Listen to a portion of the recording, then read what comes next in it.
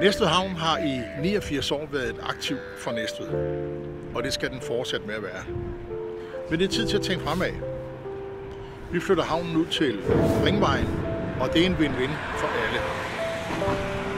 Vi gør nemlig det, at vi frigør attraktive byarealer her i bymidten til udviklingen. Vi får plads til nye kunder, der er klar til at skabe vækst. Og så fjerner vi den tunge trafik fra Næstved centrum.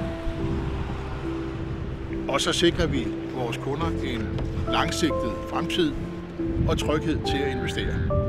Så hvis du er med til at sikre Næstveds fremtid, så stem personligt på tirsdag. Torben Johansen.